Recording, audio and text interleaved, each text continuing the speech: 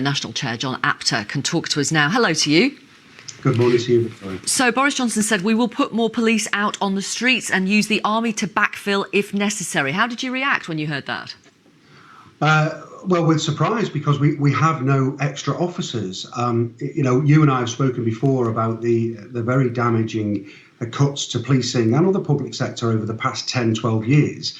And we are just starting to scrape ourselves back to trying to get to a sense of normality. But we don't have enough officers to match the demand that we're facing. The demand that we are facing now is pre-COVID limits and greater. And in addition to that, we are having to police this pandemic. So it's really difficult. And when the Prime Minister mentioned the military, that came as a great surprise. I'm reassured and pleased that clarity is being given today.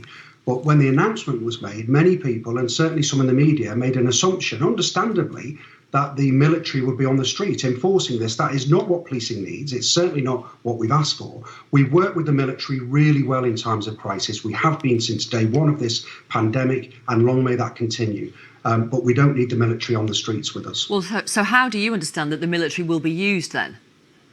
Well, now that some more clarity is being given, if the police want it, then, so if I just put it into context, Victoria, what happens in times of crisis, and certainly after terrorist incidents in the past, firearms officers, police firearms officers have been removed from protecting certain buildings like Parliament, Downing Street, or nuclear establishments and so on, and the military will take that role, and then the armed officers then can be used to do what we need them to do, and that's if the police need it.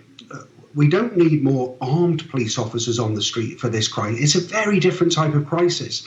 So I'm yet to understand exactly what policing are going to ask the military to do, other than what they're doing already, which is helping with the logistics, getting really critical infrastructure from A to B, helping with the hospitals. I mean, they built the hospitals from scratch, helping with the testing. So it's helping all of the other agencies. That's working really, really well.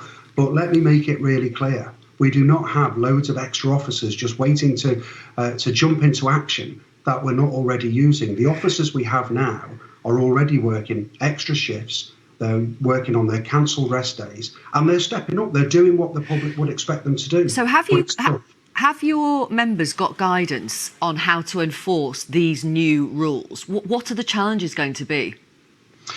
Well, the challenges from day one has been that the legislation and the guidance have been changing very quickly, and I understand. So what we have had in the past, for example, when the Prime Minister announced the rule of six, the legislation was brought in on day one, but police officers did not have the guidance for another 24 hours. That puts my colleagues in a really difficult situation. It's ever changing. And look, we understand why it's changing. This virus is changing, and we have to react and adapt to it. So the guidance needs to keep up with the legislation change. What would really help policing and enforcing this is for the public to know exactly what is expected of them. And that's a responsibility of government, which is why I've called for a very meaningful public information programme, because until we have that, the public will use the excuses, some of them, that they are confused by what the rules mean to them. Others will take advantage of our policing style, and they will willfully ignore the rules, and we deal with that accordingly. But there are a lot of people out there who are confused because things are different in different parts of the country. Thank you very much.